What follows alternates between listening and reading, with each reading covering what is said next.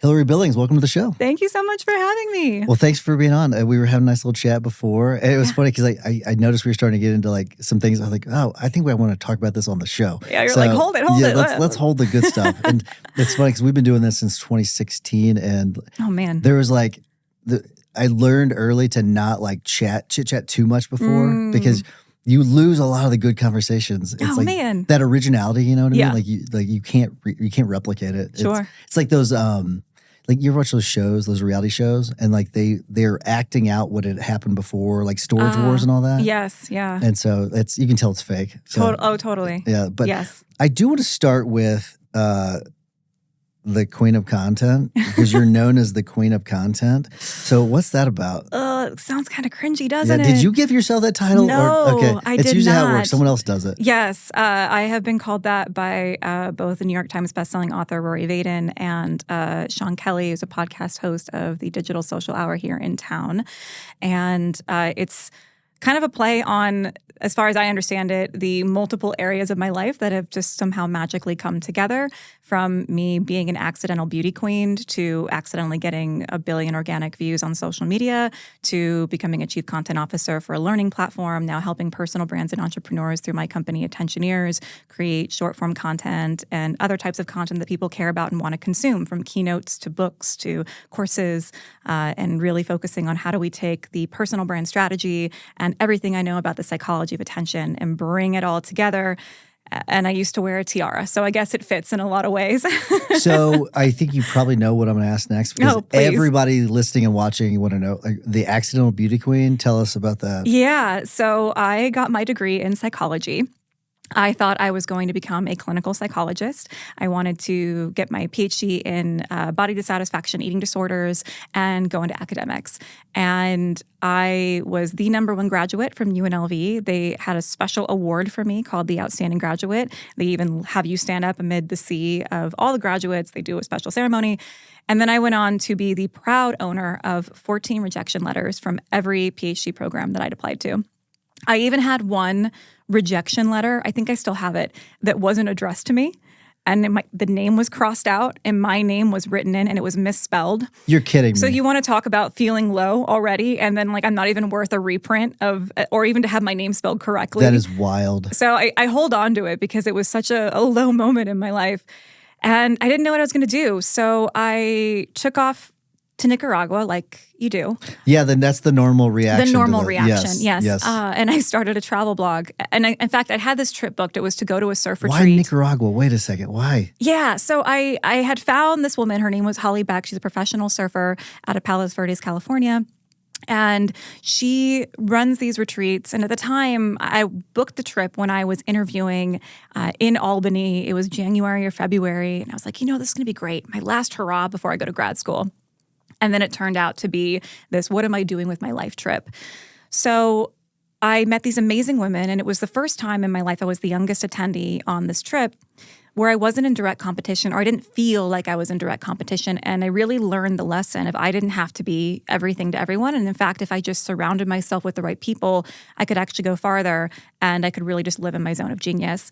And so on that trip was when it was proposed to me by another one of the attendees, why don't you just travel and write for a while? I was like, that's not a real job. No one's going to pay me to do that. But I started doing it anyway. And I would come back to Vegas. And what year was this? 2012. Okay, so this is interesting because this is like at the beginning of like all this, like all the influencer digital stuff, all of that. So you're very at the very early. Beginning. It's really early. Yeah. Because I want to make sure I set the scene for that. Yeah, I graduated in 2010. So like we're right after the crash. We're in the midst of the recession. And that was part of what I heard afterwards from these doctoral programs was part of the problem, right? Because for PhD programs, they won't take you unless they can fund you. And so I would be up against the same 70 people all over the country. And you also saw a new subsect of people interviewing, which was people that already had their masters and were practicing psychologists coming back to get their PhDs because there was no work anymore. And so I got phone calls from some of the professors saying, hey, we loved you. You were our number 2 or our number 3 candidate. We only had funding for 1, or we actually ended up not getting any funding this year. So please apply next year. And it was so devastating at the time that it seemed like, and also so out of my control, right? I had done everything right.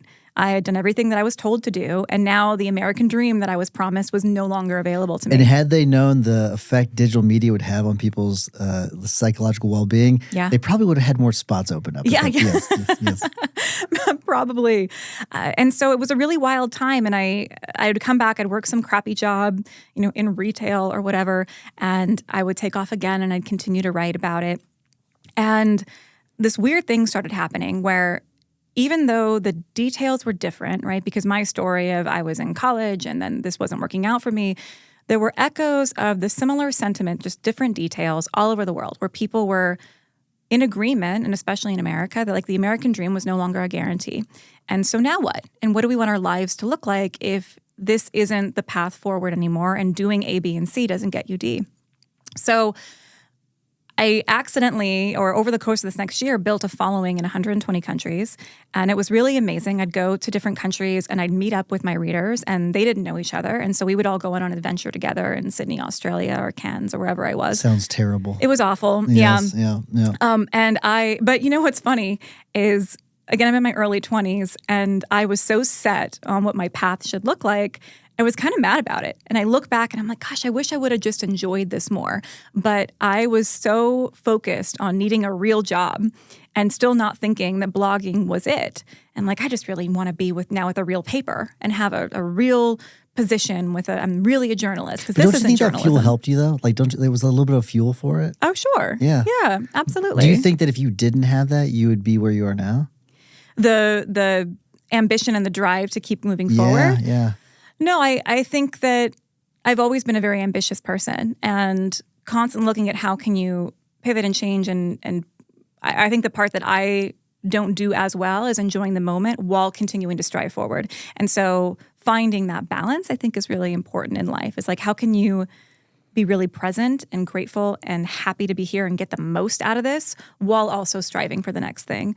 And I think people typically fall better on one side than the other, and we have to learn to do the other one in our lifetime. So it was a really interesting time. So I'll fast forward the story a little bit. I had just I'm enjoying this. You take your time. There's a lot in this. So yeah. So along the way, I got invited to live with the Firewalker tribe in Fiji. And what's this? The Firewalkers claim to be the originators of the practice of walking on hot coals. In fact, Tony Robbins, if you're familiar with him, yes, yeah. He learned firewalking from the tribe. And it's an interesting dynamic because you cannot get to the island Dakibenga where they live or go to the village where they live without an explicit invitation from the tribe. And so I had a lot of sociologists reach out to me about why I was invited and how that all came to be. And how was that? Because I had the same question.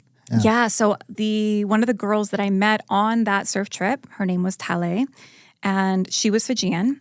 We were cabana mates. We were the two youngest on the trip, and she was actually the one that suggested that I start just blogging and writing and traveling the world. And at the time, she was living in Australia, working for a Chinese company. Her father was British. Her mother was Fijian. She spoke like 6 languages. She was the most fascinating woman I knew. And we all left this trip. I was like taking her advice to heart. And a week later, she was killed in a car crash in Jamaica. Oh, my gosh. Oh. It was her final stop. She had been on this 6-month journey traveling the world, and it was her final stop before going home. And she'd actually had a Zoom or a Skype call, I guess at the time, with her mother, debating whether or not she was going to go. And she went because her best friend was going, and if I remember the story correctly, or what the news articles correctly, I think everyone in the car passed but her best friend. And it was just, they were hit in a head-on collision, middle of the night, terrible. And it devastated everyone that had known her, and especially us in this group that had just met her and spent this time with her, and also knowing that she had sacrificed time with her family in order to get to know us and spend that time. So I sent her brother, I found him on Facebook, stories, photos, videos, anything that I had, and thank them for sacrificing that time so we could get to know her and share in her essence and her beauty. And about 6 months later, I just quit another retail job, and I think it was right around the new year, going into 2012. And I was like, man, I really don't know what I'm going to do now. Like this doesn't feel right. And he sent me this email saying, hey, thank you so much. I know I haven't been in touch, but just wanted you to know, in case Tale didn't tell you, which she hadn't, we are one of the 3 chiefly families in Fiji. So the Fijian clans have split up all of the islands, and there's 3 main chiefly clans that oversee the rest of these islands, and we belong to the Firewalker clan. If you're ever interested, we'd love to have you out to come to Fiji. And at the time, I was like, oh, that's really nice. But Fiji is for honeymooners. That's not, it's too expensive. There's no way. And I looked at flights and they were astronomical. And so I said, okay, if they just for whatever reason happen to drop below this price point, then I'll think about it. 2 weeks later, I just get the urge to go check, and magically that was at that price point. So I booked a trip, and I ended up doing a 2-week layover in Australia on the way and did some meetups. It was really fun. And I get to Fiji, and I think I'm there for 3 days. And we're currently staying in Suva, which is the capital city, getting ready to go over to the village, and her father dies. Oh my gosh. And so I am now terrified because I met their daughter right before her death. I met the father right before his death. And now I'm just really worried that they're going to see me as some sort of harbinger of death, especially in a culture where I don't think cannibalism was abolished till 1988. They're so enshrouded in mysticism and spirituality, and have so much tradition and heavy culture. I was like, gosh, how are they going to look at this? And I was like prepared to pack my bags and go home at that point. And Tale's mother sat across from me after the police had come and everything in the corner. And she said, there must be something about you that's very comforting in times of trauma and death. What a wonderful perspective. Yeah. I was completely floored. And her viewpoint on it was that Tale had waited to come take her father until I had arrived. And what I had kept saying in the 3 days, because they were like, well, what do you want to do while you're here? And I was like, I want to just really just soak in all of the culture that I can and have the most rich experiences and learn more about your heritage. That's what I want. And she said, there's 2 things that we do that are more culturally important to us than anything else, and that's weddings and funerals. So, and it just so happened I had 30 days left in Fiji, and the funeral services for Fijians were 30 days. And she's wow. You will perform all of the rituals and rites that you will to be the stand-in for Tale.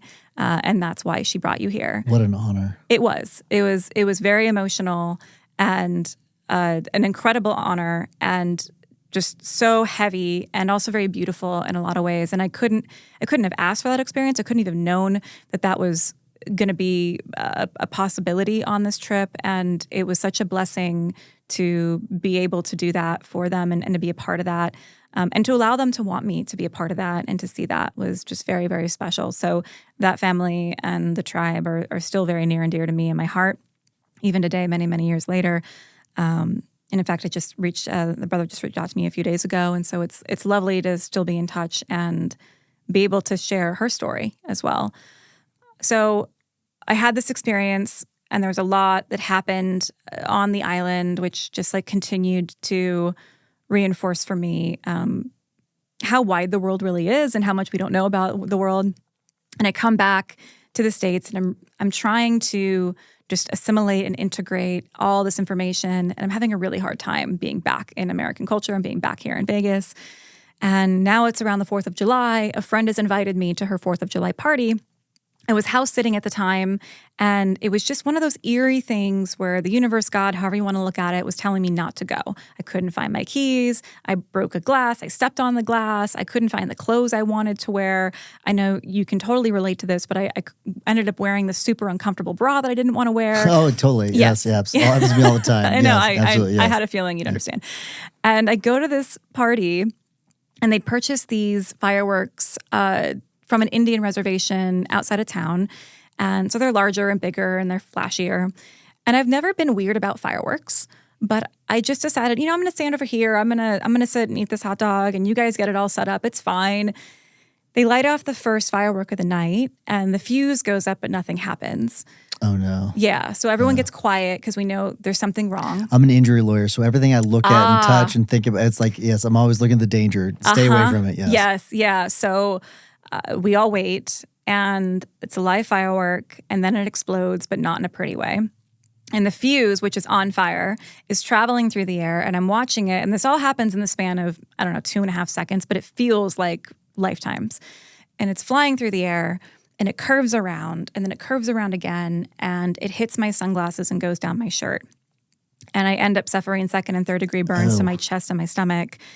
And thank God that I had that super annoying push-up bra because it just ate through the whole thing. And if I hadn't been wearing that, the damage probably would have been a lot worse. We ended up trying to go to 3 different ERs. Of course, most were closed because it was 4th of July. And as I learned, the chest is the slowest healing part of the body. Doctors didn't know what my healing time would look like or if I would look normal.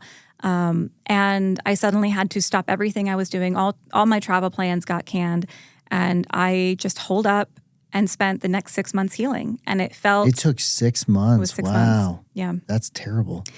Which is, I'm very grateful for everything I know about burns and the severity of them, and depending upon how much of your body, it could have been a lot worse. I'm so grateful for that. And there was also a lot of struggle around femininity and beauty, and would I ever feel beautiful again or confident in my skin? And which was your background, just when you went to school, yeah. Yeah. So it was interesting to now be fighting all that. And then having this weird wave of embarrassment about having this accident happen, even though it was completely an accident. And so I got to the end of the year. I was hired for a modeling gig. It was like a James Bond theme, something or other. And I put on this black dress and I was super excited about it. And I turn around and I could just see my scars in the mirror and I just break down about it. And I was totally done with feeling this pity party. So I told myself, okay, it's time to move on. And how am I going to figure this out? How am I going to find a way to get past my self-confidence issues? And on my blog, I talked a lot about putting yourself in uncomfortable situations, finding a way to make them comfortable, and through that, finding self-growth, specifically through travel, which was how I focused on the blog, but it could happen with anything. So I just started asking myself, okay, what is the most uncomfortable thing that I could think of? Nothing sounded more uncomfortable than being on stage in a bikini and having someone judge me based upon my appearance. So I signed up for a beauty pageant because of that. Oh my gosh. And then I accidentally won. So I was telling you beforehand, like one of the things like people struggle with is like actually getting on camera and actually recording themselves, and because they don't feel comfortable about it. And it makes me think a lot about that. And that's incredible. So congratulations on your win. Thank you. But I guess what advice would you give to people that was a big thing, right? That's way bigger than just getting on a video and recording yourself talking about legal stuff. So I guess what would you say to people that are hesitant to get on camera? Something that my mentor and good friend Rory Vaden says all the time is that, I'm going to totally butcher it now, but there is no fear when the mission to serve is clear. And I think what happens, especially on video, which I know we're going to get into my background and why I even talk about this, is that we tend to self-focus. And in fact, psychology will show you that we believe that other people pay 33 to 40% more attention to us than actual reality.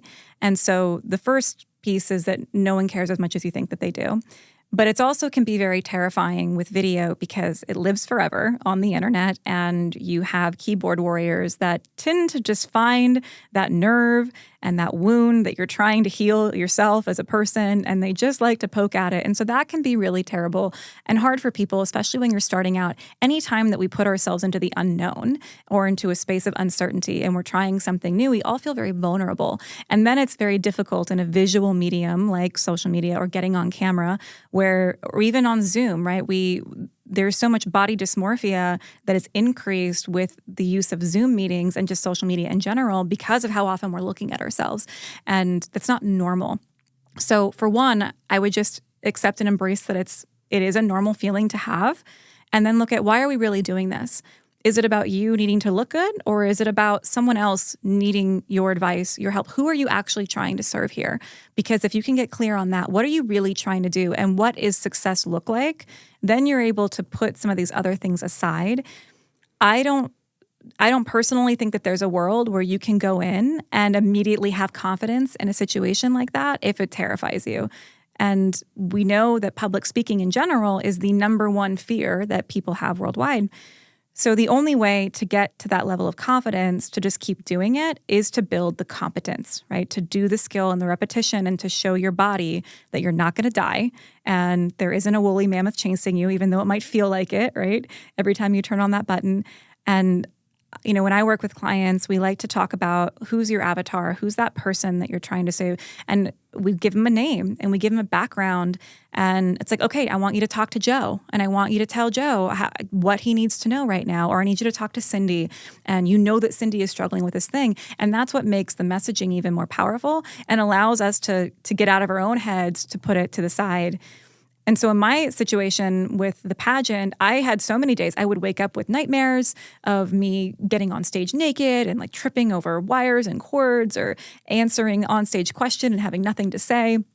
And it was really having to just walk through each piece of the puzzle and be like, okay, you didn't die this time. And in fact, that was a lot more pleasant than you thought it was going to be. And remembering, like, I'm just doing this to get over, I'm not here to win. I'm really not here to compete. I'm here to get over my own stuff. I'm here to write a blog article. And I'm here to tell others about this experience. And that's the game. So being able to lower the stakes a little bit, I think also helps. How do you come up with that avatar? I think some people struggle with that a little bit where, like, I'll give you an example. Yeah. Because personal injury is a good example, really good example, where people say, well, I don't know who my avatar is because, like, I represent anybody that got in a car crash. Mm-hmm. And like, so we're very specific with ours. Like ours is she's a surgeon. Her name's Mary Green. Yeah. She's 50 years old. She lives in Chesterfield, Missouri. Like all these things. Like she has regular insurance, all that. Yeah. But because we know that those are the highest value cases. Mm. But a lot of people do struggle with that. We're like, well, I get a bunch of cases from this community, even though that's not really what they want to target. They just get a bunch from that community. So how would you help people come up with that avatar? So first we would figure out, who do you want to target, right? If you could have 100 or 1,000 of a similar type of case, what would that look like? Who is that person? Where do they come from? What do they care about? What kind of house do they live in? What kind of car do they drive? What are they watching? What do they like to wear? What kind of family do they have? So we want to look not only at the demographics of, okay, they're between the ages of 35 and 45 and Caucasian or whatever that looks like, and they live in this particular part of the country, but then also those psychographics of what matters to them. What do they care about? Are they watching Joe Rogan? Are they watching Oprah? Right? And the more that you get to understand them as a person, the better you're going to be able to communicate with them. And it's not about, a lot of people get afraid to create that kind of relationship or personality or persona because they feel like it's going to put a limiter on who they can work with. And all it does is allow your message and the way that you communicate to come across stronger. And so I like to think about it as dropping a pebble into a lake, right? So instead of you're just blindly hurling something out in the middle of nowhere, you're able to say with decisiveness, this is who I want, and then there's going to be a ripple effect out. And so you're still going to get those other cases. You're still going to impact other people because you're actually talking to someone now versus just a blanket, you guys or everyone, right? It makes it more unique and impactful, and they can tell when you're speaking to someone directly. So I would start with that of looking at, okay, first of all, let's just look at some of those hard numbers: age, race, part of the country they live in, how much money they make, what's the problem that they have that you can help them with, and then what do they care about, and what does their life look like? And if you can paint a little picture for yourself, I've had clients that will print this off. They'll get a photo from some stock imagery online, or it'll be an actual client that they've worked with that they love, and they will post that up in their office. They'll have everyone on their team be like, we are doing this for Mary, we're doing this for Scott. And they keep bringing it back to that whenever they take on new ventures or looking to offer new business models, new products, because it's really important that they're serving that person. And again, it helps them to get out of their own way when it comes to making content. What do you think about the idea of, like, you visualize yourself as someone that you're not? So you see an actor that you really want to kind of be like. So you want to be perceived almost as that person. Mm. And so before you step on the camera, or for lawyers, maybe before you step into a courtroom, whatever, you kind of perceive yourself as that person to maybe give you that little bit of boost of confidence. I think it's interesting with your background. Yeah. I don't know, is that detrimental, or is that something that is beneficial? You know, it's funny. I had a brand for a while that was all about red carpet confidence, and my perspective, which is a little bit different than the common belief system is I don't believe in fake it till you make it. I don't necessarily think that can be helpful. It can in some circumstances, but if we think about confidence on a continuum, and let's say you're at this end and you're like, okay, you want to get to Angelina Jolie, Brad Pitt level of confidence or swag or whatever that looks like to you, it feels like such a big jump. And so you could probably fake it and be like, okay, I'm going to come across in this persona. And that might work for somebody. But I think for a lot of people, especially very emotionally intelligent, highly intelligent people, it feels like you're faking it. And then it's like, okay, well, if I'm walking into a networking room with this persona, am I getting these introductions and having these great conversations because people like something about me that I'm not? And now there's almost a question of, do I have to keep putting on this persona that I'm not? And it feels like a big jump. That's interesting. Because that is real. That's the part that I was worried about. So that's interesting. So I want to hear a lot more about that part. Yeah. It's so to me, it's not about. You want to create the longest bridge possible so that if you then do want to do that, it's just a small step versus taking a giant leap. Because then what happens if you try to take the leap and it doesn't work? That's going to push you right back down the continuum. Maybe worse, right? Yeah. Because now you feel like, okay, well, I tried to fake it till I make it and then I didn't do that. And so now I really do suck. And that's going to put you into even more of a spiral. So I don't believe in that. And in fact, one of the first things that we teach people when it comes to content is how to do that authentically. And I really hate the word authenticity. I feel like it's been overused a lot. It's worn out. And as someone who grew up being a people pleaser and trying to morph herself into a lot of environments, I don't understand what it means when someone just says, go be more of yourself. It's like, what does that actually mean to be more of myself? So we had to create a formula, actually, for how to measure whether or not content was aligning with who I believed I was as a person or how I wanted to be perceived. And so the authenticity formula is very simple. It's your values multiplied by your voice. So your values, what do you care about, right? If you care about sustainability, if you care about justice, if you care about proper representation, if you care about empowering your clients, I would expect your content to resonate with that and to have a lot of topics that cover those things that you care about. And the more that you're able to showcase what you care about or what your firm cares about, the more that's going to align with potential cases and people that also care about those same things, because not everyone cares about the same types of values. And then your voice, right? Think about that as the personality of your brand, right? How would you want people to talk about you? Oh, he's the best friend that you never had. He's the cool, fun uncle. Maybe like she's the serious, kind of aggressive and can sometimes be a brat, but like she really knows what she's talking about. Maybe you're the tough love person, right? You think about all these big name brands, these personal brands, you could put a voice to them very specifically. Mark Cuban has a very different voice from Elon Musk, from Mr. Wonderful, right? Like you could put some different characteristics on this to describe them. And I think when you are able to put those two components together, as your values and your voice, it becomes very easy to know what types of content align with you and what types of content to stay away from. We'll often get phone calls from people that are like, okay, I want to try content, but I don't want to dance. I'd be like, great, don't dance. Because if you're trying to dance and you don't want to be dancing, everyone's going to be uncomfortable, right? The world of social media, especially, and just digital consumption, users and viewers are so clear about whether or not something that's happening is real to that person or if someone's uncomfortable on camera, that it's better to just stay in your lane and what feels good to you, because that's going to then transfer to the end product as well. I think that it's really important that you point that out, because you do hear people like, well, yeah, you should be funny in your videos. You should do this. And like, it's like, yeah, but like if that's not you, that just doesn't make sense. It just seems like you're just being fake and it just doesn't, it's never really made sense. So I think that's important. I want to go back to the values. I think it's really values times voice. Like that seems really simple. Yeah. How do you come up with those? But then also, how do you? I'm thinking about like, so sometimes I'll post something on X, right? Yeah. And it has nothing to do with anything else I've ever posted before, right? Is that so?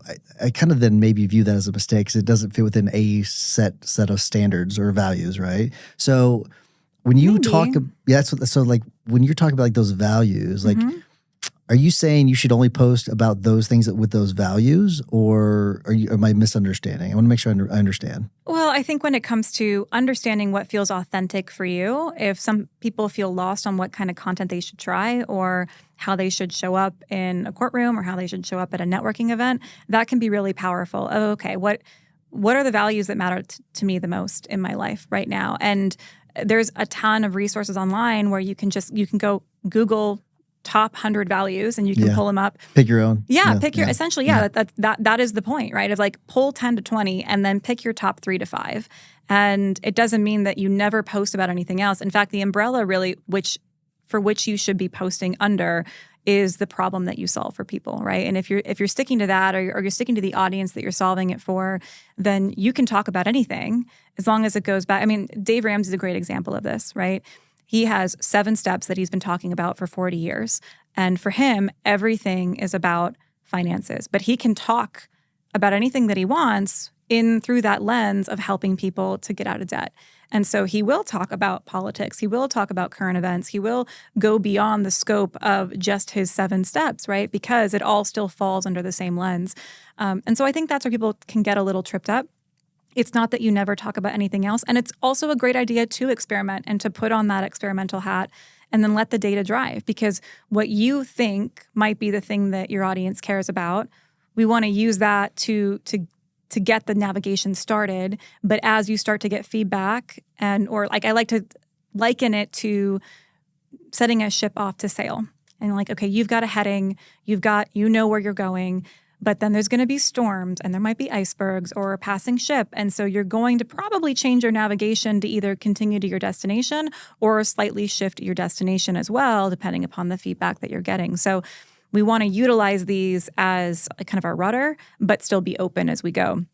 So as far as, trying something that feels completely out of the blue, but that still probably falls under if you're posting about it, you probably care about it in some way, or it's a reflection of you and your personal brand, wouldn't you say? Or it's just a thought in my head. A random thought. Sure. Yeah. Could be that too. It's not like I just throw like random things on there, but I try to be as consistent as possible. But like sometimes you'll have kind of a random thing. Yeah. For example, I'll give you an example.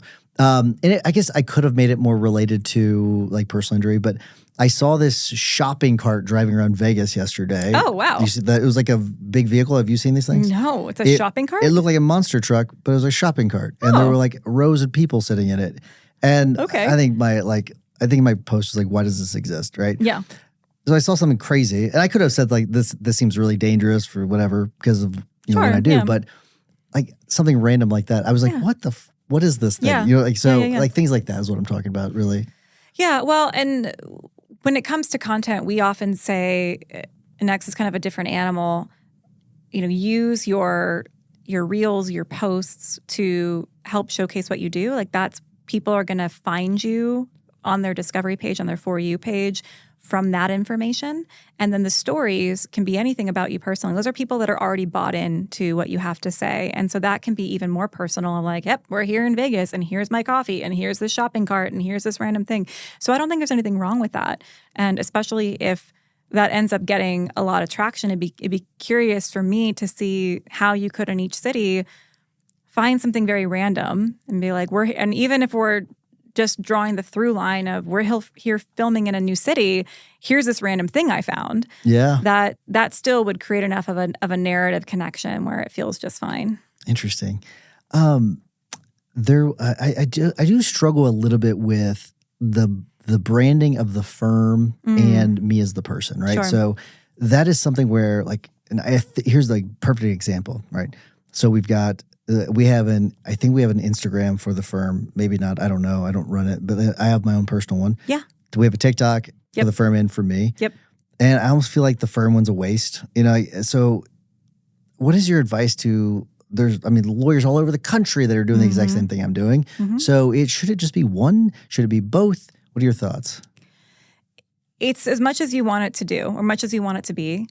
But the truth is that personal brands, people will always resonate more with people than companies. it's very hard to get a company account to do well. And if that company account is doing well, it's usually because they have found a way to extrapolate the voice and values of the company and find a way to make that relatable or in the types of content that they're putting forth. I like to utilize the example of Ryanair, if you're familiar. They're like the Spirit Airlines of Europe. I know I've heard of Ryanair. Yeah. I just don't know why I know Ryanair, but I've never experienced Ryanair. Yeah, so Ryanair decided to create a TikTok account for their company, and they are super low budget flights. And instead of trying to compete with Virgin or any other luxury airline, I just said, let's just lean into what we are. And so we provide you cheap $40 flights from Germany to the UK. You may or may not have a seatbelt, but you're welcome, right? And so they gave their brand, their plane, they anthropomorphized their plane to just be this sassy, almost like the Wendy's Twitter account or just X account. And people love it. People love to be roasted by this plane. And it's got millions of followers and so much more brand awareness. Duolingo is another great example of this. Language learning platform, a very not sexy topic. Not at all. Not at all. It could be like, take their original, the Rosetta Stone. Rosetta Stone. Very boring. Very boring. Yes. Yes. Yeah. Infomercials, right? Not a sexy topic. And they decided to lean into their values, which was disrupting the language learning space, and create the voice, which was super sassy. And they have this costume, this duo bird. It was probably left over from some conference activation. They spent $0 on this. And this bird just terrorizes people in their office every day. And people love it. And it is now the #1 most downloaded language learning platform in the world. And what's interesting is they never talk about their product at all. They are never promoting the brand on any of their social media posts. They trust that the user is going to come for the content and then bridge the gap, go to the link in the bio, and then download the platform, which is exactly what's happened. So again, going back to if you're able to really lean into the values and the voice and find a way to present that to people, then that's great. It's a lot of work, and this is not everyone's full-time job, or they don't have the ability to finance a full team, in which case people buy from people. People learn to trust people. And in fact, there's a number of law accounts that we reference and talk about with our clients. And it is a singular lawyer, right, that is giving the information. You're building trust by having that familial, that face-to-face connection, and allows people to do that. What for professional services, like for lawyers, what types of content? And I understand completely the formula, I do, but are there specific types of content that are performing better than others? More like case studies, more like, people like day in the life sorts of videos, funny videos. Are there certain things that are doing better than others? The theme there's a lot of different ways to portray the content, right? And I think about that as styles versus topics. And I know we'll get into why I'm even the person to be talking about this at some point, but there's so many other good. Things I want to talk about. Yes, exactly. But I think about there's different styles of content, right? So I look at that as skits, man on the street, a green screen, looking at that as a joke video, straight to camera would be a style. And then you have topics of content. So that could be what to say to the cops, how to contact a lawyer, all the different topics that you might want to discuss with somebody. What, first steps if you get into an accident, yada, yada, yada. And then we have a content matrix where it's like, okay, what could we do? How could each of these topics or the subtopics of these topics then turn into any of these styles? What would make sense based upon your voice and values for you to do it? The type of content that I see working the best really is educational. And there's a lot of different styles. I'm actually surprised by that. I'm very surprised with it. Yeah. Well, people want to feel empowered to know what they need to know when it comes to legalese, when it comes to being in a situation that they're not familiar with, especially because we as humans, right, we tend to want to avoid pain more than we want to go towards pleasure. So if you're able to help them avoid a situation, then that piques their interest. So there's a great account called Law by Mike, if you're not familiar. He does a lot of entertainment, funny skits, fast transitions, but everything that he's doing is teaching people something. So a lot of his content will start off with great hooks, like here's what to say if the cop says this. Here's what to say if you get pulled over about this. Here's what to do if you get a subpoena. And it's just providing people with information, especially that's helping them to overcome fears that they might have about a situation. And I see that work across the board, whether it's someone just speaking it directly to camera or someone doing it in a very fun way like he's doing it. And that really comes down to the personality, the voice and values of the lawyer that wants to make that content. Okay, so I'm going to come back to this in a second. Yeah. Because I want to make sure that we do get to this, because it will be like 10 minutes left and I'll get to You're like, oh yeah, by the way. Like why is it? Why do you know what the hell you're talking about? So how about that for a question? That's why am I here giving people bad news? So after I became Miss Nevada, I went on to work with USA Today as a journalist for a number of years. I produced for E! News. I had a short stint as a songwriter in Nashville. I then went on to be a personal brand strategist, work with everyone from Victoria's Secret models to billionaires to help them craft their personal brands. And then I was also an on-camera host. I did a lot of red carpets, award shows, behind-the-scene interviews. I covered the Grammys, the Billboard Music Awards. I've had the pleasure of talking to Ringo Starr and Mark Cuban and Dolly Parton and conducting a lot of these interviews. And then 2020 hit, and all the revenue streams dried up. And so at the time, me and my partner were like, gosh, what are we going to do? He was a professional touring musician. I had this background in hosting. And I was approached by an acquaintance of mine who happened to run the largest network of Facebook watch pages in the country. So at the time, Facebook was a lot like a record label where you couldn't monetize unless you had a publisher. And so he had these pages. Collectively, his creators were doing about 60 billion views a year. And we're like, okay, this is great. This is highly viral content. So think hacks, pranks, recipe videos, feel-good gifting videos, crafting. I've done hundreds of articles. I built this following, this blog following. He had a Billboard charting song. We clearly understand content. Let's just make sub 3 minute videos. This will not be hard. Turns out it was very hard, actually. And we spent about 9 months banging our heads against a wall. Well, thanks for being honest with that too. Because sometimes you'll have someone come on like, oh, I was killing it from the beginning and here's how. This is so easy. I just opened an Instagram account and everyone came to me. No, it was incredibly frustrating. And we knew so many creators that were killing it in the game, and we would try copying what they would do and it wouldn't work. And it just felt so frustrating. It felt like no one wanted to hear from us. We were so smart and yet we couldn't figure this out, and it was demoralizing. And so we finally hit this point of we either have to turn this around or we have to move on, because now we're losing money trying to be viral video creators, which is just when you're in your late 20s and early 30s, is just very demoralizing, right? Yeah. So the narrative that I had in my head, which was just feeding the frustration, was like, man, like these kids are just so lucky. Like they just pick up their phones and they just hit record and they start recording something and then just post it to the internet and it accidentally gets 1 million views. And I was so angry by this narrative that I was telling myself. All lies, probably. Yeah, well, and mostly. So I had to reframe the question. What if everything that I thought was accidental was actually really intentional? What if there was a way to engineer content and I just didn't understand the formula? So we took a weekend and we watched thousands of viral videos. I do not recommend doing this for your mental health. That sounds absolutely terrible. It was not a fun weekend. We went into the Matrix and we watched videos across every genre, every industry, and every platform, from Facebook to TikTok to Instagram. We really wanted to understand, based upon the most viral content, what was working, what wasn't working, but we didn't know what factors mattered. So we took a very experimental approach. We created a spreadsheet. What was happening at second 1? What was happening at second 3? What was happening at second 5? What were they wearing? What were they saying? What were the hand gestures? What were the camera angles? How are they cutting? Was there music? Was there trending audio? Was there some sort of viral challenge happening? What platform was it on?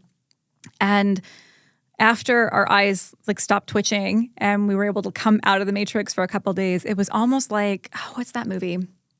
John Nash in A Beautiful Mind, where the patterns and numbers started to merge and come off the wall. We're like, okay, this is interesting. Outside of platform, outside of industry, it looks like from our research, certain things need to happen in order for people to want to propagate the video. So we took those learnings, we applied it to our next video. Mind you, up until now, it's been 9 months of maybe our best video got 1,200 views. That's it?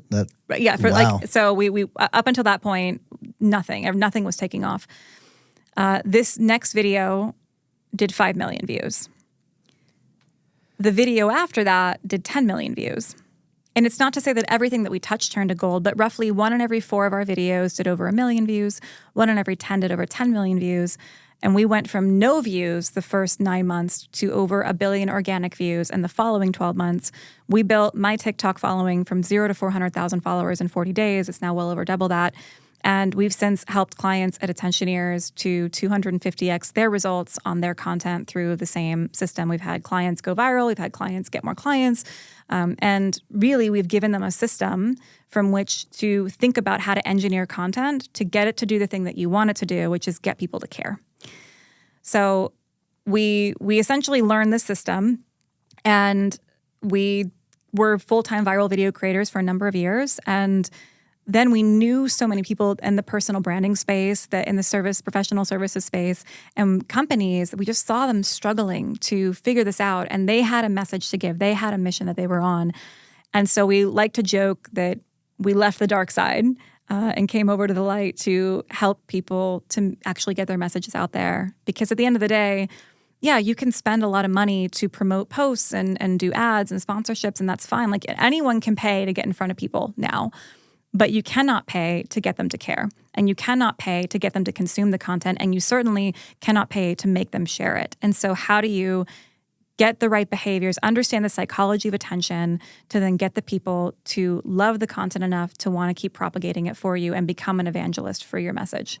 So thank you for sharing all that. Yeah. And so I'm glad that people do know that you're have the context. Yes, yeah. Exactly. Yes. Versus just some girl that talks about Instagram. Yes, Yeah. Because we definitely were jumping around. But I want to circle back.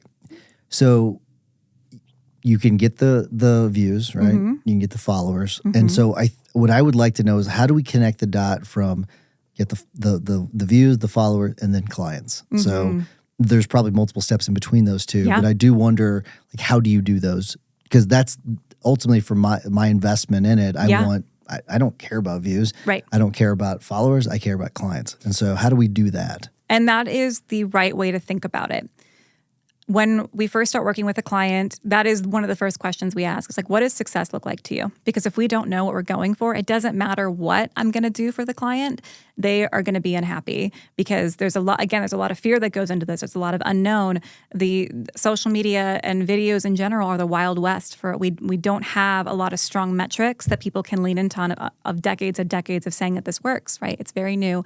And it's a risk for some people to put that kind of time and energy, especially when they don't like being in front of camera. So it just gives them an excuse to say, no, I don't want to. So the first metric is what actually matters. Is it getting a new client? Great. Then let's back into that client journey. How are they going to find you? What is that page that they're hitting on once they decide they want to leave your social media profile to go? And how are they booking? And what is that experience like? Because I can help you to get the eyeballs, but then if that piece isn't set up correctly, then we're going to lose them anyway. So there's a lot of these components, and we keep working backwards. Okay, then who is this person, right? We go back to that persona. What are they looking for? What do they care about? Great. Now let's look at what types of content we would want to create for them. And then let's engineer that content in such a way, based upon everything we know in our formulas, so that you can actually get the eyeballs to begin with. And then if you're finding on the organic side that content's working, then if you want to put marketing dollars or spend behind it, we also can show you, based upon the data and what we measure as success when it comes to content, which isn't views, it isn't followers, it isn't even engagement, what you need to be looking for to then decide which videos you want to promote. And so it's helping to create a system for how we're going to do this that takes that personal or that precious feel out of it. Especially when we're trying something new, it's really easy to want to pull the plug too soon. And so we got to, just like any other part of the marketing plan, be able to commit to, okay, now let's be able to figure out how we're going to execute this, so we can objectively then look at what's working, what's not working, and continue to iterate.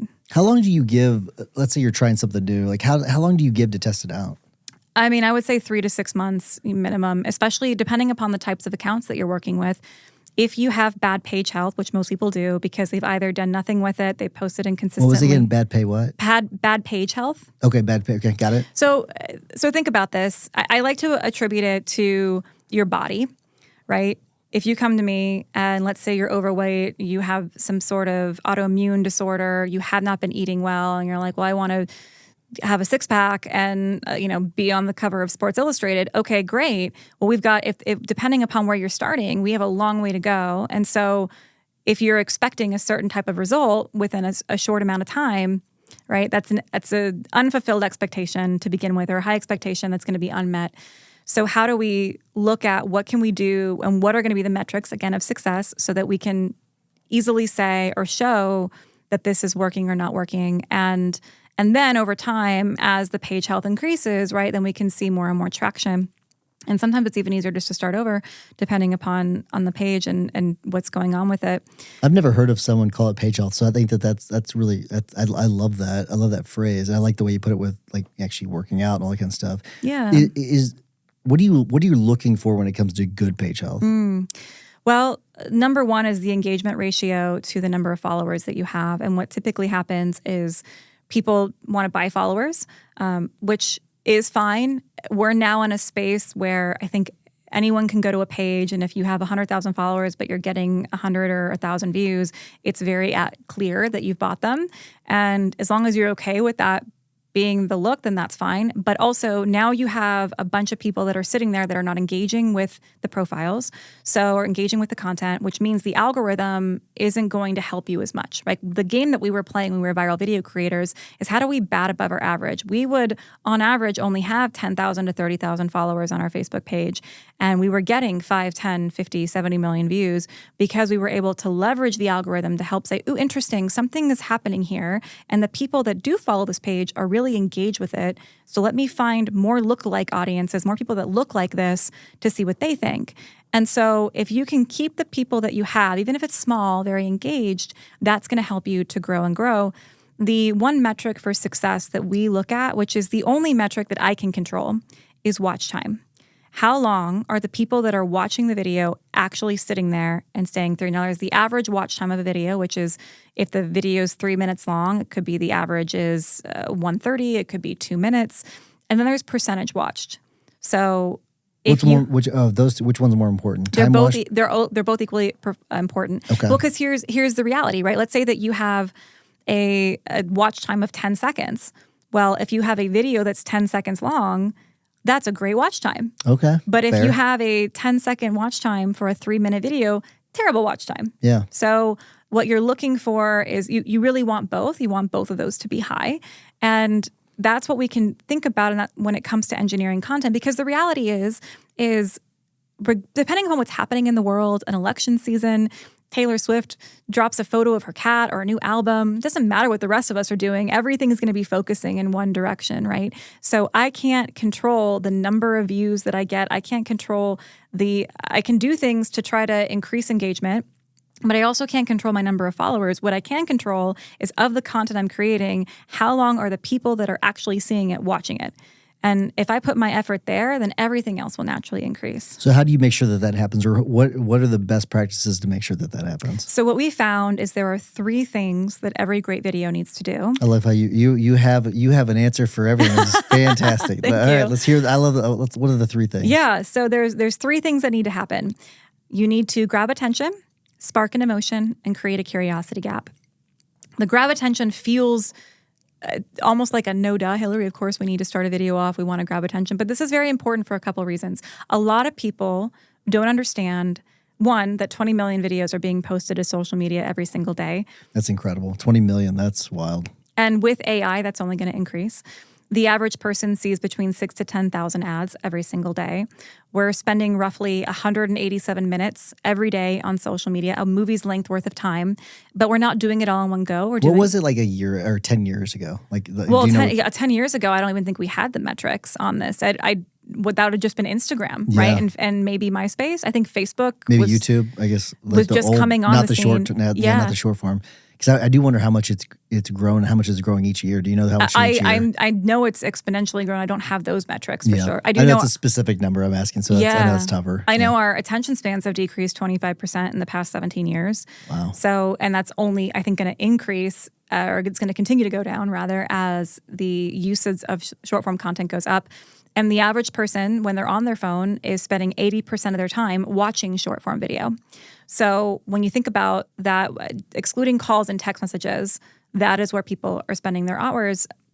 So we're taking a lot in at any point in time. So people are becoming very discerning. They will give you 0 to 2 seconds when you're scrolling to decide if they're going to watch. And then when they decide they're going to watch, they're maybe going to give you another 2 to 10 seconds before they decide if they want to keep watching. So you got to get that emotion, right? That's where you got to kick in the emotion, right? Yeah. So what's the best emotion to target? It's a great question. Well, it depends upon what you want them to do. Or how you want someone to engage with it. I will say there's 6 core human emotions, right? We have joy, love, wonder, surprise, anger, sadness. Oh my gosh, why can't I think of the last one? It's going to come back to me.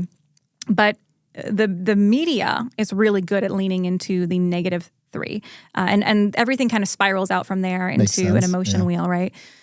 Again, going back to what we talked about, our brains, our lizard brains, we are more primed to avoid pain than to go towards pleasure. So anything that helps us to avoid pain, we are going to engage with more. Like our brains want to know, how do I keep myself from losing the house? How do I keep myself from being involved in World War III? How do I make sure I'm prepared in case there's a doomsday, right? There's a lot of those clickbaity headlines that media will use. And that's also the reason that fake news spreads 6 times faster than truthful news, because people are too busy being outraged or in their limbic system brain than they are to be able to engage their prefrontal cortex to have rational thought and say, okay, wait a minute, let me fact check this before I share it. I did not know that stat. That is wild.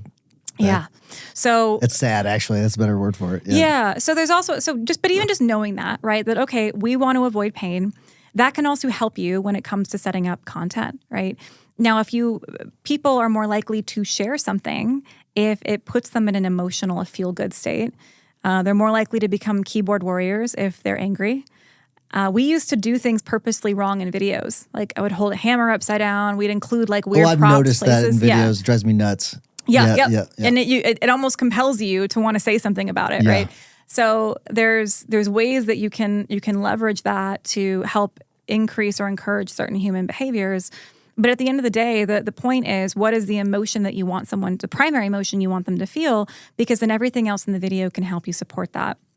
So, and then even going back to the grabbing attention piece, we would spend more time focused on the first 3 seconds of a video than we would anything else, because it's a lot like the title of a book or the title of a podcast episode or the trailer for a movie. If you don't get that right, people aren't going to watch. They're not going to engage. They're not going to pull the book off the shelf and buy it. They're not going to keep watching the video. So you could have the best message. You could have the best ending. You could have this crazy plot twist and this great script. But if they never get there, it doesn't matter. So what's working now? Well, to me, I am all about the sustainability of what the evergreen pieces that you need. And then there's always going to be challenges and trends and things that come and go and different types of music and what have you.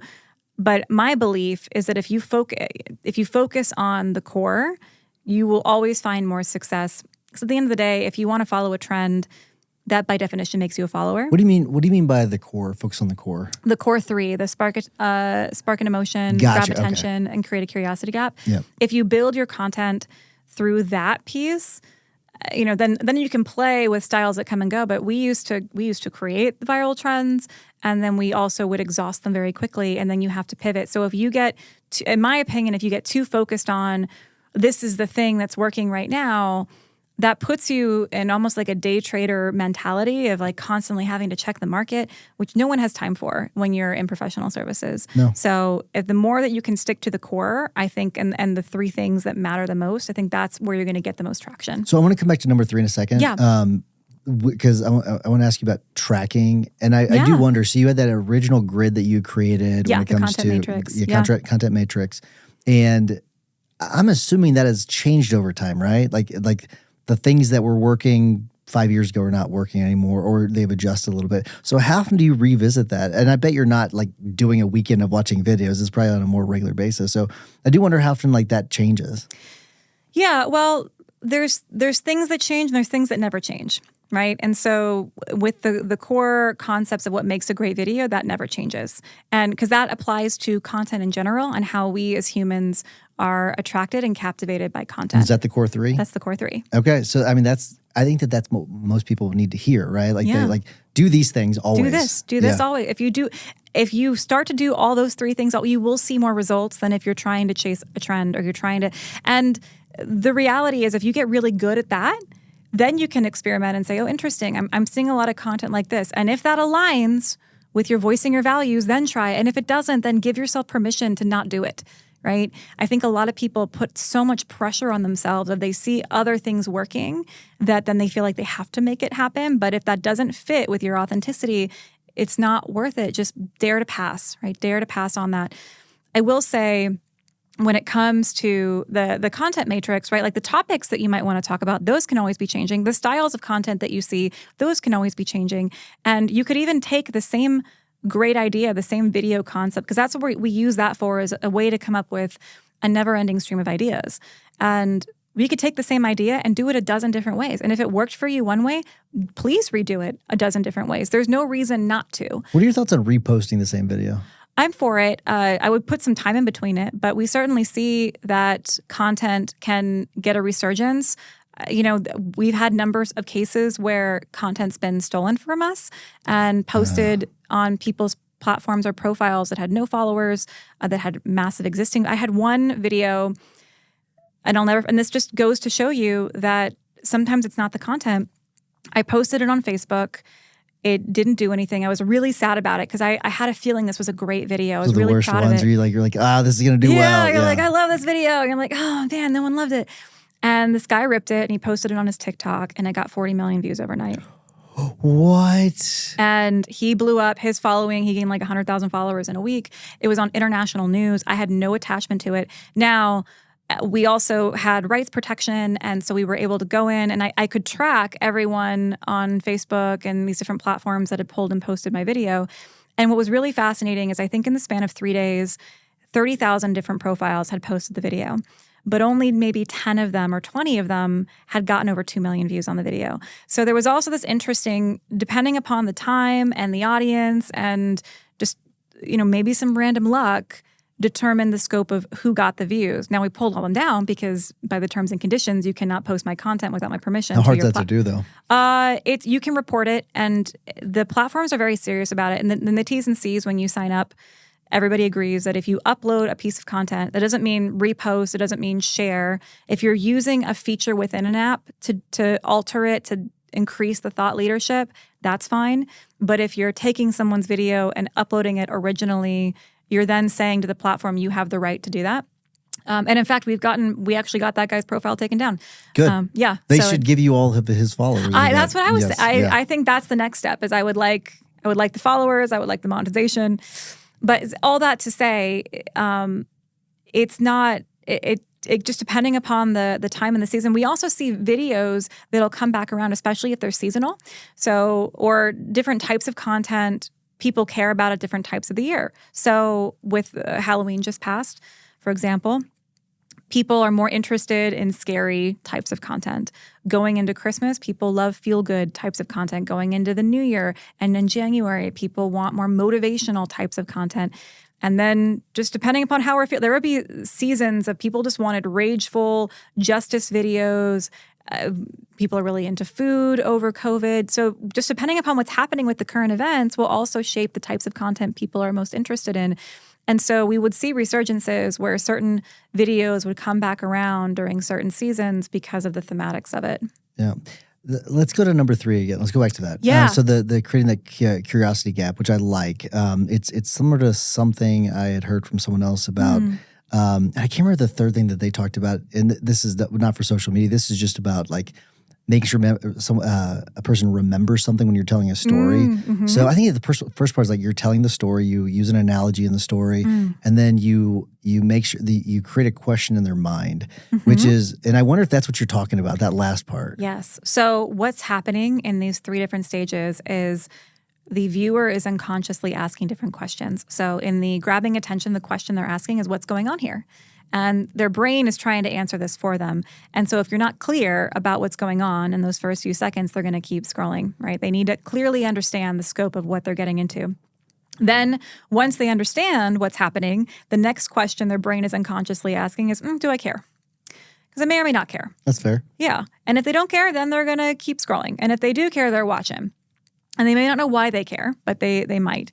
And then the curiosity gap gets them to ask the question of what's going to happen next. And so the curiosity gap, I think, is the piece that people struggle with the most. But this is purposefully leaving something out at the front of the video and either visually or phonetically telling them that you are and then answering that. So it can be a question in the form of a question. It can be utilizing numbers, right? The 5 best tactics, the number 1 biggest mistake. Here's what I learned. Here was my biggest mistake on this journey. Here's how I got my client X amount of money. Here's how I went from blankety blank to blankety blank, right?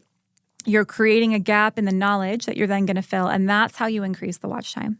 So you utilize the attention getting to get them to stop the scroll. You utilize the emotion to help them engage and share and want to propagate the message. And then you use the curiosity gap to increase that watch time. And if you put all those 3 things together, then your video has its best chance of going viral, of spreading to the right audience.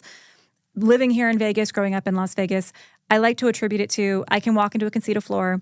I can't just pull a lever and magically make $1 million, but I can tell you which slot machines have the best odds. I can tell you which ones not to play. And I can tell you that little old lady has been sitting over there all day and she just got up to go to the buffet. So you should go use that machine because that one's about to hit. And so it's just increasing your odds by engineering things in such a way that people want to engage with it. I love that. Can we do a little exercise and like create a video kind of like sure. Yeah, we can totally do that. And I want to come back to remind me. I want to come back to what you said about how do you keep on top of trends and what's working. So I have a great thought for that too. Okay, cool. I'm glad you said that. So I came back with a video as you're talking. Like, this is like the hook, kind of like this is the worst client I've ever had. Ooh. So like I thought it'd be kind of funny. It'd be kind of catch their attention. So then where do we go from there? So I kind of give. Well, what's the story? All right, so I'm trying to think of then I was trying to think rapidly what is the worst story or what worst client I've ever had. It is, let's see, I got to be I can't be too specific, sure, but I can be specific enough. I can generally tell you a human being. Yeah, no. I love my clients. It's usually the ones that don't.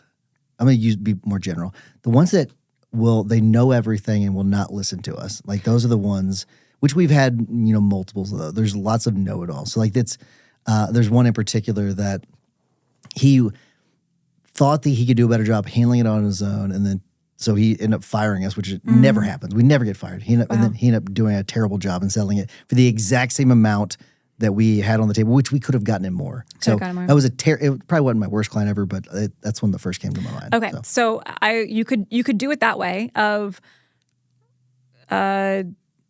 here's how this could be either one of the worst clients I ever had.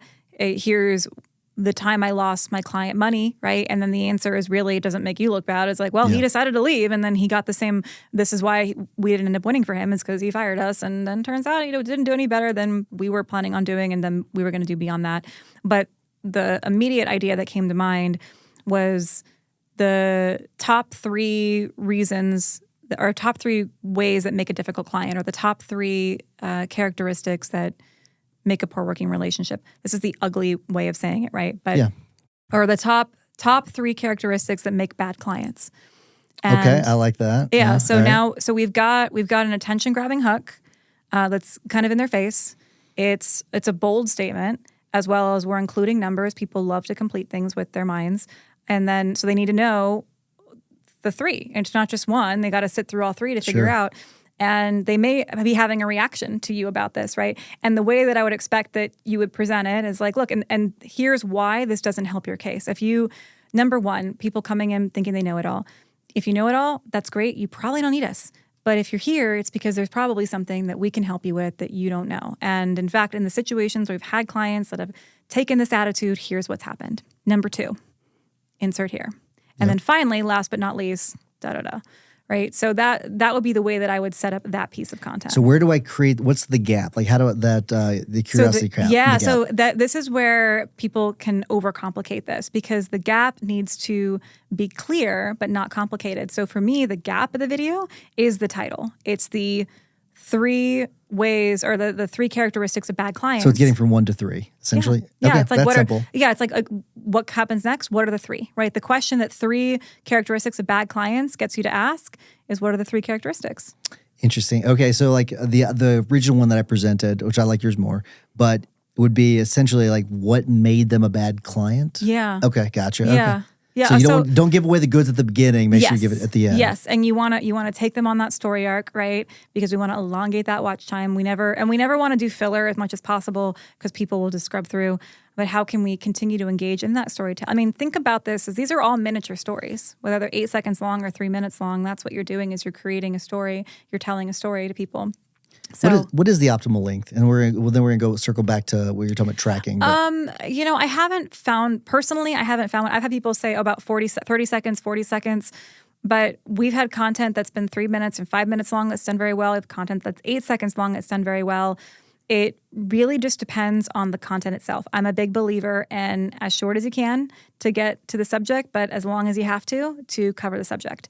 And if you're able to balance those together, then that's very helpful. Script or no script? I believe in scripting because I believe that a great post-production strategy is a great pre-production strategy. And especially for professional services or someone where this isn't their full-time job, but even when it was, right, you want to be as efficient as possible. There was 1 month that we filmed 189 videos. We'll never do that again. But you have to be super organized, right, in order to do that. Just like if you want to film a podcast, it's better to try to batch content, right? Because if you can batch and do certain things at certain phases, or maybe you, as a speaker, you want to write out your speech and practice it. Like some people can go off the cuff, but at the end of the day, how can you be as efficient with your time as possible? And so if you know ahead of time what you're going to say roughly, that also then takes the pressure off your brain in the moment. And then you can be experimental. And then you can say, oh, let me try this. Let's add in this. I don't know. Let's bring in this prop versus like, crap, what am I going to say today? Right. And the more you can get into that mind and again, reset your nervous system so it's not so fight or flight when you turn on the record button, I think that's where you win. And at the end of the day, you cannot out-strategize bad videos. So the more you can do on the front end to make great content, the easier it's going to be while filming, the easier it's going to be while editing, and the better the post-production is going to be. It's a great line. Thank you. That is a great line. I love that. We got to clip that part. Yeah, you can't what is that? Can't out-strategize. You can't out-strategize bad content. I love it. All right, so you had the idea about tracking. Yeah, so a lot of people get nervous about how do they know what someone else is doing on social media. My suggestion to them is to take 3 to 5 minutes, it can be once a week, and just everyone usually has 2 platforms, pick your platform of choice, and just go and consume some content, but do it from a place of an observer of your own behavior. What do you stop on? Why did you stop on that video? Or if you have a contemporary, go watch some of their content. What are they doing? Why did you stop on a video of theirs? What kept you going? When did you scroll away? When did you start watching and then say, never mind? And the more you can even just make those mental notes, if not physical notes, on those reasons, you're going to start seeing a lens into human behavior itself. And you could do this with your kids. You could do this with anyone that you want, your spouse, to get a better understanding of, hey, why did you stop on that video? Oh, well, I like the title, or I like this had an animal, or I like that it was colorful, and we'll run this exercise with clients and even in our boot camps, and people will usually have very similar answers. And so it's a great way without any money, without needing a sample size population or needing to do any deep dives for you to understand human behavior just by observing your own or those around you. I like it. So there's a quote from a lady named Sally Hogshead, which you may or may not know. Yeah, so she's a branding specialist, and she talks about different is better than better. And I really like that. But if I'm listening to everything you're saying, and it kind of sounds like if you do what most other people are doing that are successful at it when it comes to the videos, that is better than doing something different. Or maybe I'm misinterpreting it. So I wonder what your thoughts are on different is better than better when it comes to social media. Sally is so amazing. And I believe this came from the whole idea of knowing your uniqueness is what really matters here. And so to me, that premise and piece comes into the authenticity formula, because at the end of the day, people are selling similar services. If I own a gym, there's 1,000 other gyms here in Las Vegas. There's hundreds of thousands of gyms across the country, and we're all selling a similar result, right? But the experience is going to be different. The how we get there is going to look different. The environment, the types of people we serve, the workout methodologies. Am I a Pilates studio? Am I a kickboxing studio? Am I a P90X gym? Am I the guy Do they have those gyms? Are P90X gyms a thing? Yeah, I think so. They have hot yoga. They have regular yoga. They have yoga outside. They have regular gyms. You have the guys that park the Ferraris in the gym. You could go work out there, right? So depending upon the experience you're looking for and who you want to have it with and the way you want to get the results also really matters. And so that's where what you value really comes into play, because a lot of people can get you the results that you want. And of course, expertise comes into play here. Credibility comes into play here. And that's what you're building with the content. But I would say that they're not separate, that you need to know how to why people are engaging with content, why they're consuming what they're consuming, and how you can leverage that. It's just a major understanding of marketing. And then it's knowing your uniqueness in the space and blending those two together.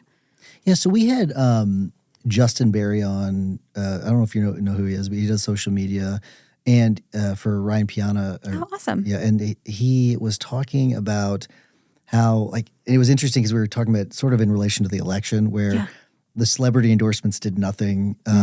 The influence of influencers is starting to kind of wane, and he calls the new breed sort of personalities. And I wonder what your thoughts are on that, because he was talking about how creating more content of the person as a personality. That's why lives are so popular, as opposed to an influencer can talk about things, but just doesn't have quite the effect that it once did. He doesn't think so. So I wonder what your thoughts are on that whole concept of celebrity versus the influencer versus personality. Because I was asking him the same questions about you can get a bunch of views, but what about getting clients? It was a very similar conversation in that. So I wonder what your thoughts are on those tiers of people. Of a celebrity versus influencer versus a personality, right? Because where the personalities were getting more engagement. Well, I'd say that what has been true and continues to be true is that smaller influencers, micro influencers as they've been called normally, they tend to get better engagement. They tend to get better conversions because you're building credibility, trust, and conversion with a particular population. And so they're able to get a lot more out of that particular audience. And from my understanding, a lot of big companies will try to focus on the micro-influencers. Of course, everyone wants Kim Kardashian because they know if she's got, 40 million followers, let's call it, I'm sure it's more than that if they reach 1% to 3% of that population, there's going to be a massive conversion for them, right? Celebrity is great in the sense for brands in that the familiar faces create trustworthiness for people, and there's always going to be some conversion for that. I think maybe the tiresome feeling that we're experiencing around influencers in general is because of the lack of the uniqueness in the space, right? It's just influencers being popular potentially because they're popular, right? Yeah. It kind of goes back to maybe even high school. Why do we like this person? Why is this person our homecoming queen? I don't know if I really thought about this before having this conversation, but I would imagine that maybe we're kind of rescinding or recalibrating what we actually care about when we're consuming content, especially because there's so much to consume now. And there's so many ways in which we can do it and different types of people we can do it from. We really want to align with creators that share our values. We really want to creators that share what we care about, that are going to post about things that matter to us. Even me as a former full-time viral video creator, is now spending a lot less time on social media because I'm trying to protect my peace more. And so I am very intentional about the accounts that I follow and who I engage with, and my algorithm reflects that, right? So the algorithm is also going to determine what we get shown, and we are not actually shown content by people we follow. We're shown content by people we engage with. So it doesn't surprise me that personality content, or micro-influencers, as it were, are having a moment. And this is also the reason why I don't believe that you have to have a massive following to get successful, because if people are searching for content like yours, the algorithm will help them find you. And so this is where professional services can win as well. I wonder if you think that we're going to start eventually, and I mean by eventually, like fairly tomorrow, soon. Or like fairly soon, like over the next few years, start to see a decline, if not a rapid decline, in social media usage. Because I'm very similar to you, where I've been using far less social media. It's weird because I'm still on my phone, but less on social media, and because I don't want that distraction. And so I wonder if you're going to start to see that, or if we're just like the exception. Yeah, Goldman Sachs has predicted that by 2030, oh my gosh, I'm going to get the number wrong. Essentially, we will have quadrupled the amount of money in the creator economy than we've done in the last 17 years. So the predictions are that it's only going to increase, that it's only going to continue to replace typical television, entertainment, cable, radio, what have you. And I would assume that we might be the exception, especially considering that by 2026, Gen Z is going to be the prominent population, and they have grown up on technology. I'm a millennial. I'm a younger millennial, but I consider myself a nice millennial. I come in peace, right? I'm an aware millennial. But I categorize on the upper end of a millennial. So you're an elder millennial. Yes, I'm an elder millennial. Okay, I've never used it, but that's I don't Elijah's appreciate that at all. Yeah. No, you're wizened, right? Wizened, I like it. Yes. Wizened millennial. That's yes, right. yes, That's yes. right. But as Gen Z is coming into the marketplace and going to be the primary consumer population, they have only grown up on digital content. And so they expect that companies are going to interact with them that way. That is, TikTok is now a bigger search engine than YouTube and Google. It's wild. It is wild. And so that's also something to be under the consideration for, is that user behavior has shifted dramatically. And so I think we are more likely to be the exception. But I do think that there is more of a call for mental health and boundaries. And so again, we're opening up the apps right now on average 6 to 8 times a day. So it wouldn't surprise me if we walk that back, but maybe we make that time more intentional. But right now, our lizard brains kick in and time just flies. What are you doing with AI that you're excited about, if anything? Yeah, well, at Attentioneers, we have a video AI genius, script writer, and idea generator bot that we're working with, that we've fed all of our information, all of our teachings, all of our tactics to help come up with never-ending streams of ideas, come up with never-ending scripts for straight-to-camera style videos. And I love utilizing those, as well as ChatGPT to help me hone other pieces of content and material. I think that there's a lot of, if you know how to ask the right questions, if you know how to work within the scope or learn that or have the capacity to, it can really shorten the learning curve and the resistance to certain parts of the process. There's even lots of AI tools for editing, like Opus AI is a great one that's out there that you can feed in a video. It'll automatically cut it up for you. So I think we're going to see a movement more and more towards either AI generated, AI edited, AI supported content. And with that, and we're already seeing a trend towards this, which is people are craving more humanity within the content. So there will always be a place for people, and there's also going to be a place for us to utilize the AI to become more efficient.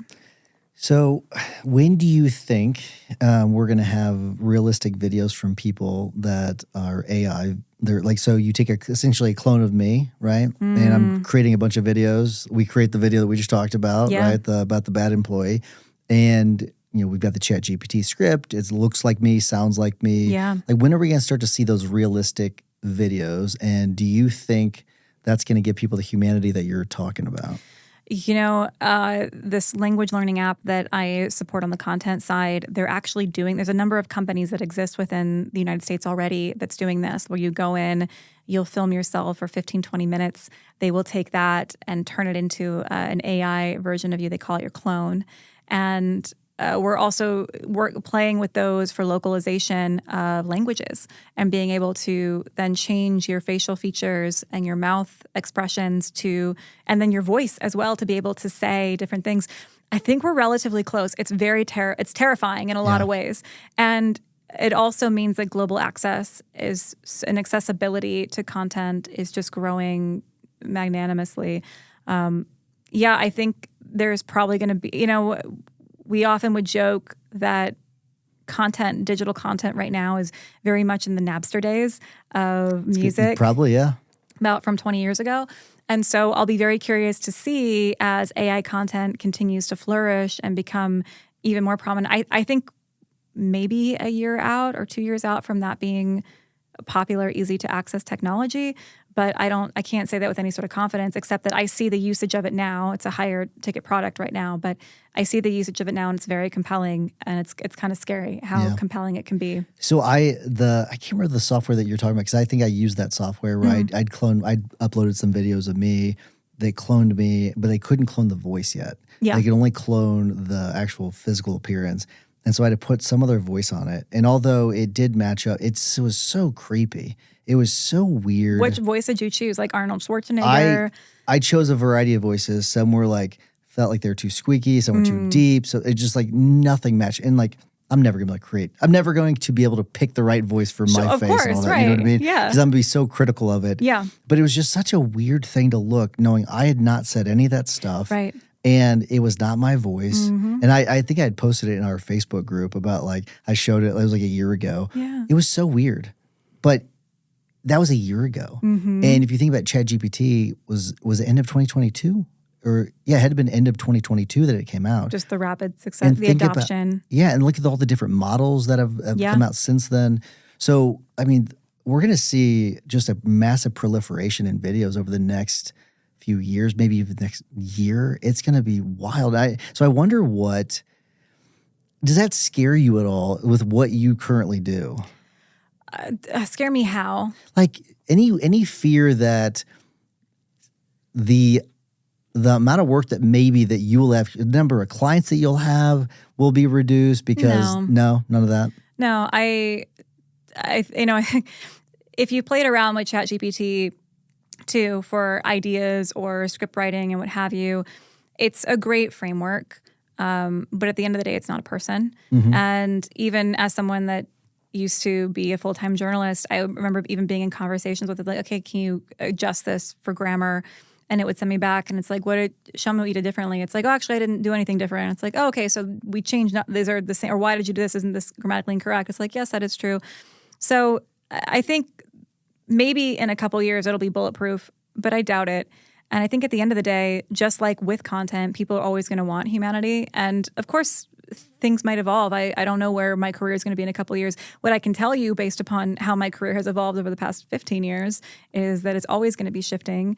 And the way in which people need the knowledge that I have or you have is probably going to change a lot.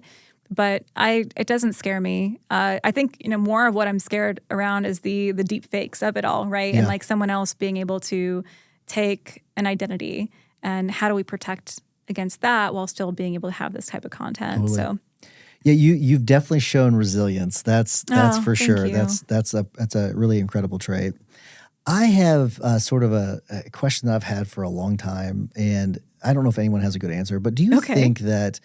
Intrigue. That so that would also be, by the way, a really great hook of curiosity. Yes. I have a question I've had for a long time. I don't think anyone has the answer. And it's well, maybe I have the answer, That's right? Interesting. Okay, I like that very much. So there you go. Just teaching moment. Go ahead. So do you think attractiveness matters for success of videos? I think it's one of the things that can help and support. Of course, we see that very attractive men and women do better, but it is not the only reason that content does well, and it doesn't. You don't have to be.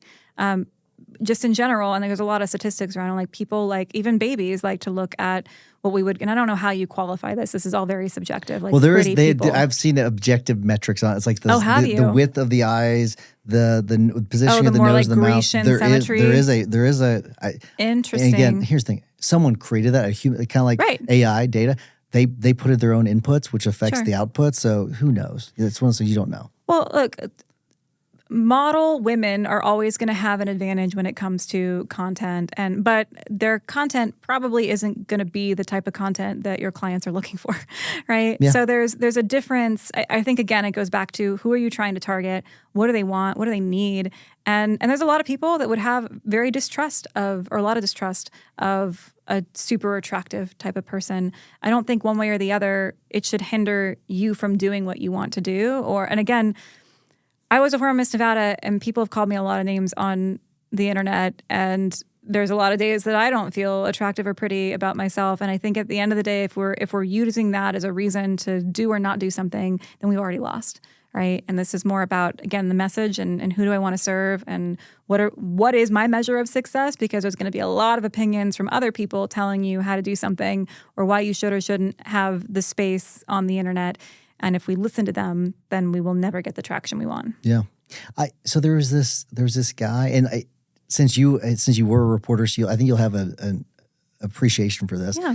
There was this guy and his wife. They had this company, and I don't know the name of the company or the name of either of them. But this was like back in like 2014. I'd gone to this conference. It was put on by Infusionsoft. Mm-hmm. It's called Icon, and I'd seen them at a couple different conferences where their whole shtick was getting people on like local TV, and sometimes national TV, but like usually it's easier to get on local TV. Yep.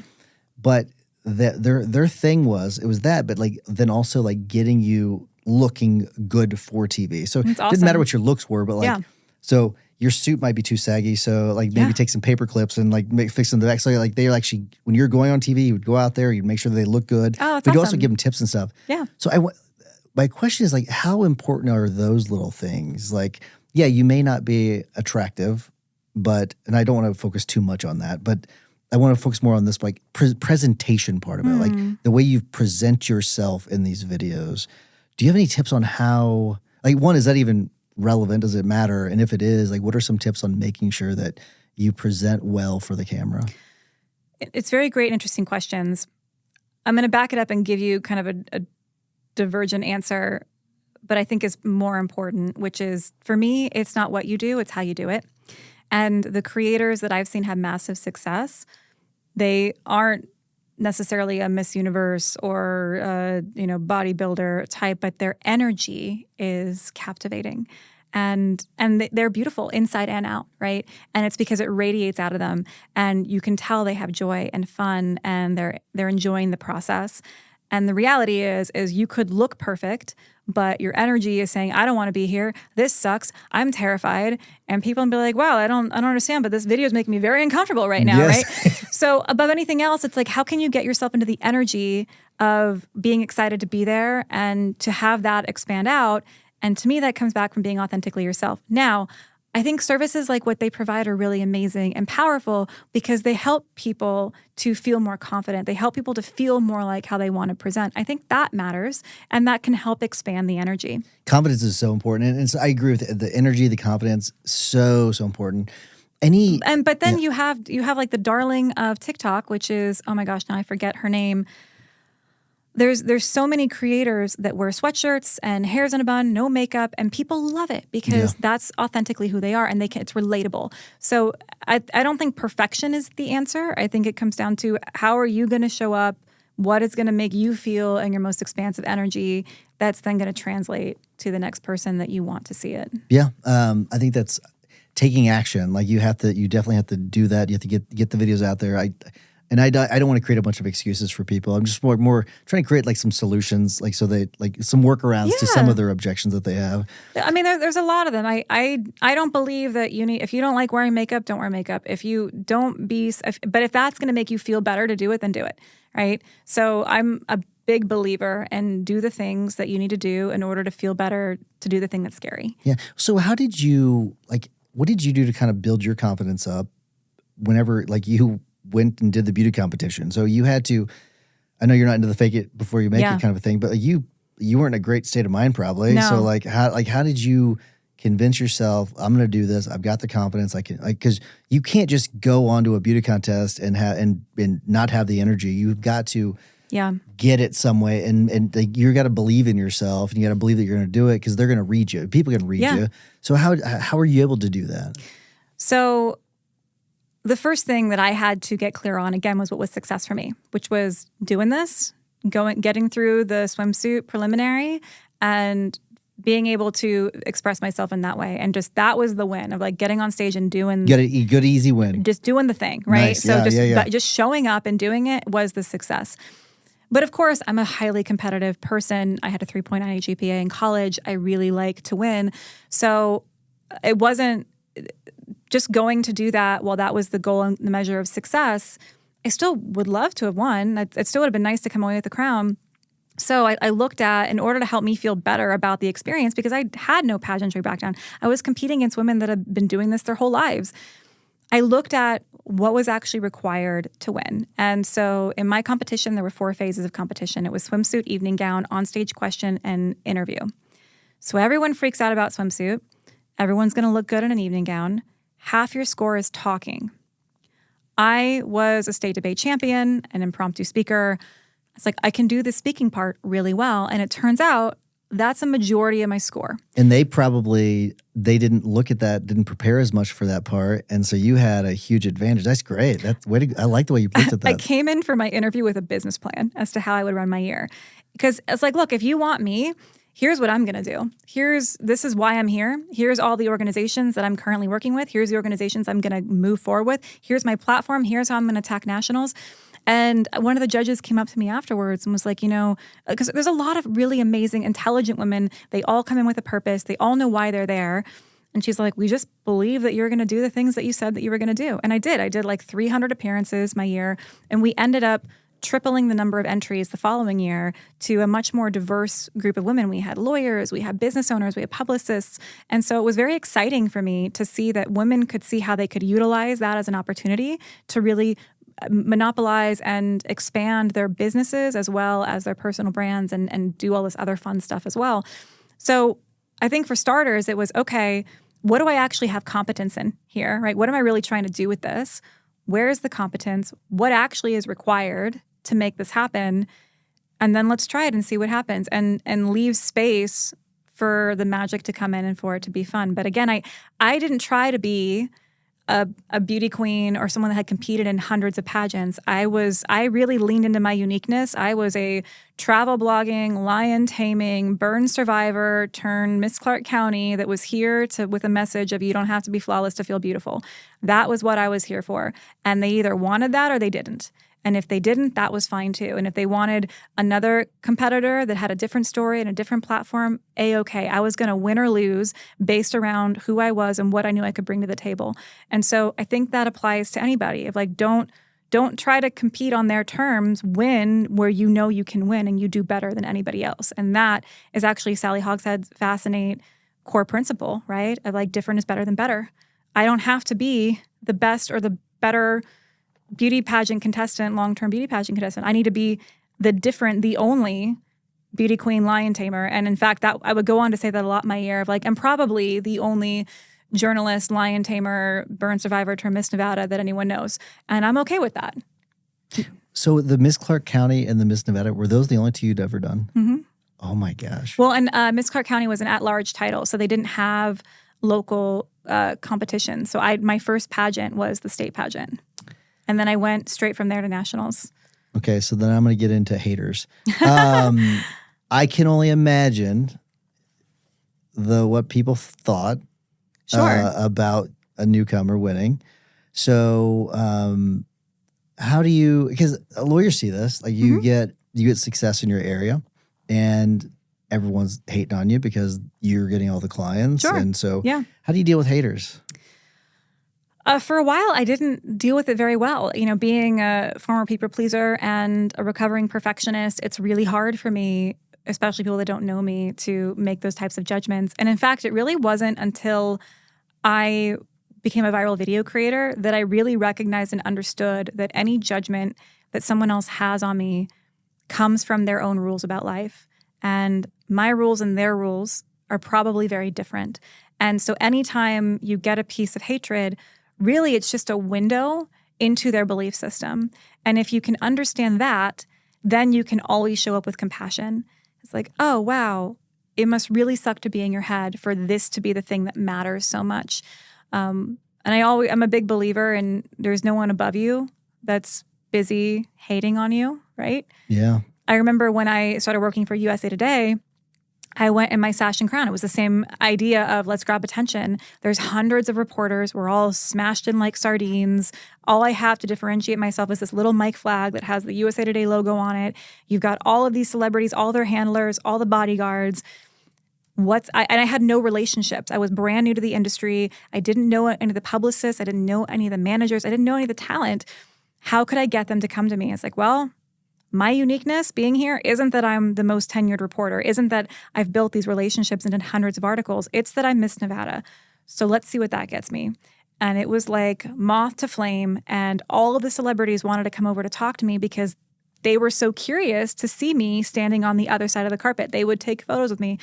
And it was a lot of fun. And it created great rapport throughout the year, allowed me to build the relationships and show my credibility and get past that initial inertia. But a lot of the journalists were very upset about it. And some of them even accused me of not being Miss Nevada. I was like, okay, well, like I don't particularly care what you think about me at this point in time. It's tough, especially when they're peers. But I think it goes back to if you can understand that they're operating from their own belief systems and getting that compassion, then all of it just kind of becomes a hater block at that point in time.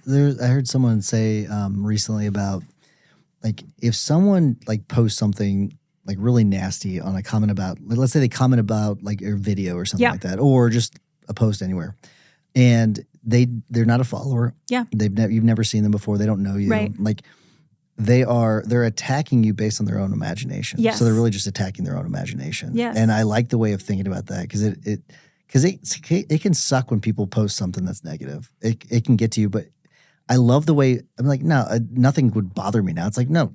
What are you talking about? It's just their own imagination. They're the one that's got the problem. Yeah. And if it ends up hurting you or hurting me as it does, it's always been a great opportunity to say, oh, look, I still have a wound there. Like they're hitting on something that I need to go heal within myself. Because if I were to say, oh my gosh, you're a purple elephant, you would probably just laugh at me because you know that you're not a purple elephant. But if I was to say like, man, he's really terrible at these types of cases, you'd be like, I can't believe she said that. How could she? Yeah. Like, how does she know? And so it just goes to show that unless we're carrying that wound, unless we have somewhere in our own bodies or in our own brains that belief about ourselves, then it doesn't matter to us. So it's a great opportunity for you to say, oh gosh, okay, there's something that I need to look at because I'm clearly still attaching and calling this in, versus the comments that were so clearly out of left field were easy to overcome. It also at one point I had to hire someone to start responding to comments because it wasn't good for my peace of mind. Other times I would engage with them myself and I would allow my voice and values to shine through in how I responded to people. And it would actually pick me up more followers and more engagement and more support from other people that would see how you can handle that. So there's ways you can use it in your favor. And it's also ways that you can try to just work around it so that it doesn't impact you. Because at the end of the day, the people that win are the ones that keep going. And, Beyonce has haters. Taylor Swift has haters. Anyone at the top of their game has a subset population of people that are just waiting for them to fall. So if you don't have haters or you don't have people that are pushing back, it probably means that you're not doing anything remarkable enough to keep them from commenting. And I don't think in a world where if you want to be seen, that's where you should live. And it's scary for me too, right? The last thing I want to do is post something I care about or something I've spent time on and have people tear you down, especially because they are more likely, they tend to be louder than the ones that are there quietly supporting. But if you're able to zoom out a little bit and see the bigger picture, you can muddy through it enough to understand that it's the consistency of keeping going that matters. So I want to wrap up with this. Yeah. I think that was a great message, and I almost ended on that, but I do want to ask you like just this last question. Like your career is about helping brands earn attention, right? Yeah. It's all about helping them earn attention, and with the legacy media that is kind of seems like the cable news and all that seems like it's kind of, I don't know if it's going to go away, but it's decreasing as every year goes by. But Sure. You do have many different channels of media. So, back in the 90s, you could advertise on TV and reach a lot of people. Yeah. It's going to probably start to get more and more difficult as more and more channels develop.